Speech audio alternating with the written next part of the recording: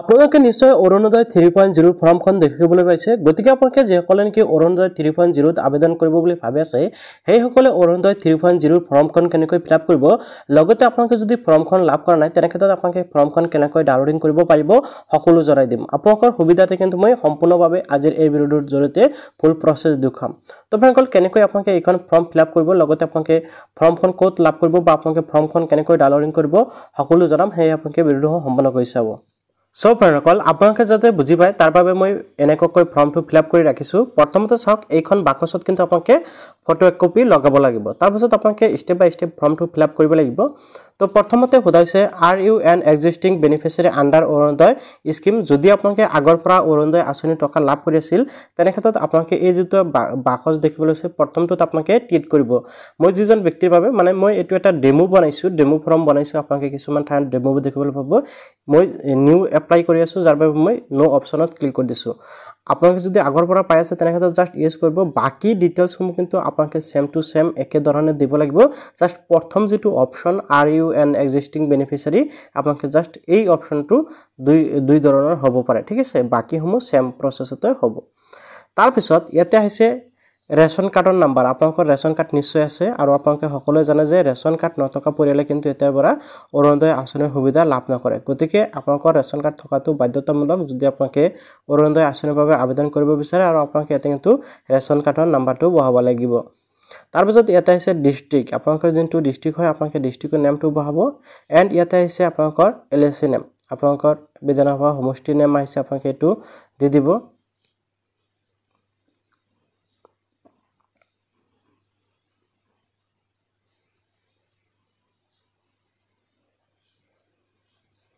এটা আপোনালোকৰ লোকসভা সমষ্টিৰ নাম আহিছে আপোনালোকে এটো দিব লাগিব এন্ড আপোনালোকে এতিয়া দিব লাগিব নাম্বাৰ 1 ত আপোনালোকে দেখিবলৈ আছে এপ্লিকেন্ট ডিটেইলছ অৰ্থাৎ যোনজনৰ বাবে এপ্লিকেন্ট কৰি আছে সেইজনৰ ডিটেইলছ এতিয়া আপোনালোকে স্টেপ বাই স্টেপ দি যাব লাগিব তো প্ৰথমতে আছে ফাৰ্স্ট টাইম আপোনালোকে দেখিবলৈ আছে এতে মিস্টাৰ মই এনেকৈ দিছো অৰ্থাৎ আপোনালোকৰ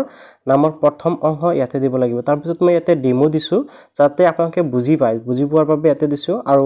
মিডল নামত চাওক মই এই বাকচটো খালি ৰাখিছো যিসকলে নেকি নামৰ তিনিটা অংশ হয় হেসকলে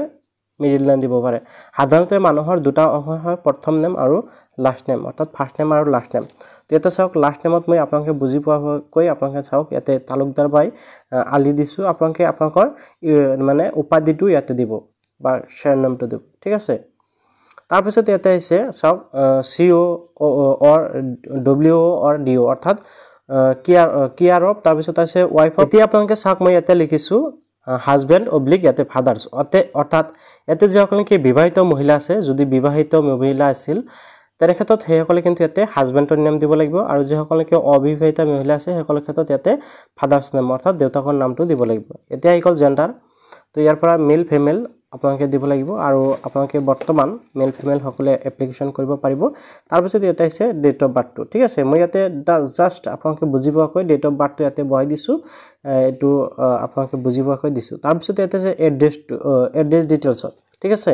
দুই নম্বৰত এড্ৰেছ ডিটেইলছ দিব লাগিব অৰ্থাৎ যোনজন ব্যক্তিৰ বাবে এপ্লিকেশন কৰি আছে হেজনৰ এড্ৰেছ ডিটেইলছ দিব লাগিব এতিয়া সৰকাৰতে ব্লক নেম আপোনালোকে দিব লাগিব আপোনালোকৰ যোনটো ব্লকৰ নেম হয় তাৰ পিছত এটা চাওক আছে জিপি বিসিডিসি বা বিডিসি আপোনালোকৰ জিপি বা আপোনালোকৰ বিসিডিসি নেম অৰ্থাৎ গাঁও পঞ্চায়ত বা আপোনালোকৰ বিসিডিসি নেমটো কিন্তু আপোনালোকে ইয়াতে বহাই দিব লাগিব মই জাস্ট ইয়াতে গাঁও পঞ্চায়ত বুলি লিখি দিছো আপোনালোকে যাতে বুজি পায় তাৰ পিছত ইয়াতে আছে ভিলেজ নেমত আপোনালোকে আপোনালোকৰ গাঁৱৰ নাম দিব লাগিব মই জাস্ট ইয়াতে গাঁও নাম বুলি বহাই দিছো যাতে আপোনালোকে বুজি পায় তাৰ বাবে মই এনেকৈ ফৰ্মটো লিখিছো তাৰ পিছত ইয়াতে আছে লোকেলিটি আপোনালোকে ল্যান্ডমাৰ্ক বা লোকেলিটিত আপোনালোকে এনেকৈ দিব মই ইয়াতে বৰপেটা ৰুট দিছো আপোনালোকে দি দিব তাৰ পিছত ইয়াতে আছে মোবাইল নাম্বাৰ মই ইয়াতে জাস্ট এডাই আপোনালোকে বুজি পোৱাকৈ মোবাইল নাম্বাৰটো দি দিছো আপোনালোকে ঠিক এনেকৈ মোবাইল নাম্বাৰ দিব লাগিব এন্ড ইয়াতে আপোনালোকৰ পিন কোডটো দিব মই ডেমো হিচাপত আপোনালোকে দি দিছো হাউস নাম্বাৰ ইয়াতে আপোনালোকে দিব লাগিব এন্ড ইয়াতে পুলিশ ষ্টেচন নেমটো আপোনালোকে দিব লাগিব অৰ্থাৎ আপোনালোকৰ থানাৰ নাম তো প্ৰথম যেটো পেজ আপোনালোকে এই পেজত এই ডিটেইলছসমূহ দিব লাগিব এতিয়া দ্বিতীয় পেজত আৰু কিছু গুৰুত্বপূৰ্ণ বিষয় আছে যেসমূহ আপোনালোকে ভালকৈ চালি জাৰি দিব লাগিব প্ৰথম পেজতকৈ কিন্তু দ্বিতীয় পেজটো অতি গুৰুত্বপূৰ্ণ বা অতি সাৱধানতা অৱলম্বন কৰিব লাগিব আৰু এই দ্বিতীয় পেজটো কিন্তু বেছি জটিল হয় আপোনালোকৰ বাবে ফৰ্মটো ফিলআপ কৰিবলৈ তো প্ৰায়োৰিটি হাউসহোল্ড ইয়াতে চাওক আপোনালোকে কেইবাটা অপচন পাব আপোনালোকে দেখিব আছে প্ৰায় 8টা মান অপচন কিন্তু ইয়াতে দি আছে ঠিক আছে ইয়াতে আপোনালোকে যিকোনো এটা টিক কৰিব লাগিব এতিয়া আপোনালোকে কোনটো টিক কৰিব এই কথাখিনি আপোনালোকে ভালকৈ বুজি ল'ব লাগিব ঠিক আছে এটা চাওক উইন্ডো S40+ 45+ তাৰপিছত দিব্যাংগজন দিৱস মহিলা ওমেন AAY বেনিফিচিয়াৰী এনেকৈ কিন্তু কেইবাটা অপচন আছে household income less then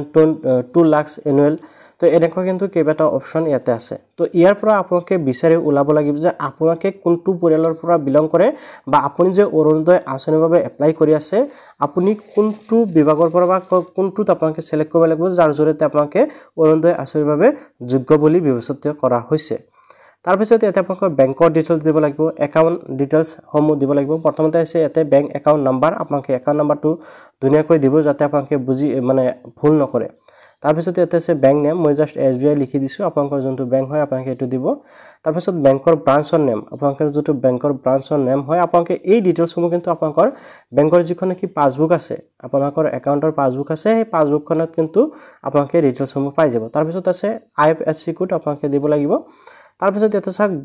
bank passbook front page attach আপোনালোকে এটো ইউজ কৰিব আৰু আপোনালোকৰ বেংকৰ পাসবুক কিন্তু কি কৰিব ফটো ষ্টেট কৰি এই ফৰ্মখনৰ লগত এটা গাঁঠি দিব বাকি যিসমূহ ডকুমেন্টছ আছে হেমৰ লগত দি দিব এটো আপোনালোকৰ বাবে খুবই ভাল হ'ব তাতে কনসেন্ট আপোনালোকে দেখিব আছে এণ্ড সেলফ ডিক্লাৰেচন কনসেন্টত আপোনালোকে দেখিব আছে কনসাল্টত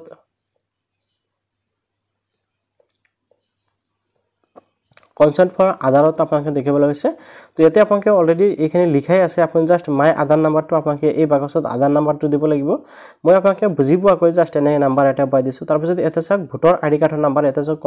কনসেন্ট আপোনালোকে ভোটৰ আইডি এণ্ড ৰেচন কাৰ্ড খুজিছে তো আপোনালোকে ইয়াতে ভোটৰ আইডিটোৰ নাম্বাৰটো দিব লাগিব অৰ্থাৎ মাই ইপিক নাম্বাৰ ইজ এই বাকচত আপোনালোকৰ ভোটৰ আইডি কাৰ্ডৰ নাম্বাৰটো দিব লাগিব তাৰ পিছত এটা সেলফ ডিক্লাৰেচন সেন আপোনালোকে এটো ইউজ কৰিব আৰু এই তলত কিন্তু আপোনালোকে ইয়াতে আপোনালোকে সাইন এটা মাৰ দিব জাস্ট মই আপোনালোকক বুজিবাকৈ এনে দি থৈছো সহি বুলি লিখি দিছো আপোনালোকে ইয়াতে আপোনালোকৰ সহিটো কৰিব লাগিব ইয়াৰ লগতে আৰু এখন ফৰ্ম আপোনালোকে গাঁঠি দিব লাগিব এখন ফৰ্ম হল অৰুণোদয় 3 স্ব ঘোষণা ফৰ্ম এতে আপোনালোকে যাতে বুজি পায় তাৰ বাবে মই এনেকৈ দিছো তো এটো চাওক শ্ৰীমতী আছে ইয়াতে যিকোনো এটা টিক লগাব লগতে এই বাকচত আপোনালোকৰ নাম দিব লাগিব আপোনালোকে এখন ফৰ্ম যে মই লিখিছো এই হিচাপত চালে আপোনালোকে বুজি পাব তাৰ পিছত এতে কন্যা পত্নী এনেকৈ আহিছে মাৰফত তো ইয়াতে স্বামীৰ নাম বা দেউতাকৰ নাম আপোনালোকে এই বাকচটোত দিব আৰু আপোনালোকে যাতে বুজি পায় তাৰ বাবে মই কি কৰিম এই যিখন ফৰ্ম এইখন ফৰ্ম কিন্তু মোৰ টেলিগ্ৰাম প্লাস মোৰ হোৱাটসঅ্যাপ চেনেলত দি ৰাখিম আপোনালোকে তাৰ পৰা এইখন ফৰ্ম ডাউনলোডিং কৰি চাব পাৰিব তাৰ পিছত ইয়াতে চাওক আপোনালোকে ডেট অফ বাৰ্থটো দিব বা জন্ম তাৰিখটো দিব লাগিব তাৰ পিছত গাঁৱৰ নাম আপোনালোকে দিব আৰু ইয়াতে ৰেচন কাৰ্ডৰ নাম্বাৰ এই বাকচত পাব এই ডিটেইলছসমূহ আপোনালোকে ভালকৈ বুজি পাব এই ফৰ্মখন যদি ডাউনলোডিং কৰি চায় তাৰ পিছত ইয়াতে চাওক আপোনালোকে দেখিবলৈ পাইছে নাম আৰু ইয়াতে আপোনালোকে দেখিবলৈ পাইছে তাৰিখ আৰু ইয়াতে সহি আৰু স্থানৰ নামটো আপোনালোকে দিব লাগিব সহি মানে আপোনালোকে যাৰ বাবে আবেদন কৰিছে সেইজনে সহি কৰিব লাগিব ওকে আশা কৰিছো আপুনি নিশ্চয় বুজি পালে যে আপোনালোকে অৰুণোদয় 3.0 ৰ ফৰ্মখন কেনেকৈ ফিলআপ কৰিব লাগিব এতিয়া আপোনালোকে অৰুণোদয় 3.0 ফৰ্মখন যদি ডাউনলোডিং কৰিব বিচাৰে মই আপোনালোকৰ সুবিধাতে মোৰ টেলিগ্ৰাম প্লাস মোৰ হোৱাটসঅ্যাপত কিন্তু ফৰ্মখন দি ৰাখিছো এটা চাওক ফ্ৰেণ্ডসকল আপোনালোকে হয়তো বহুতেই ভাবিব পাৰে যে ফৰ্মখন ডাউনলোডিং কৰি ফৰ্ম ফিলআপ কৰি জমা দিলে হ'ব নেকি নহয় কিয়নো এইসমূহ ফৰ্ম ডাইৰেক্ট সিলেকশন হৈ আহে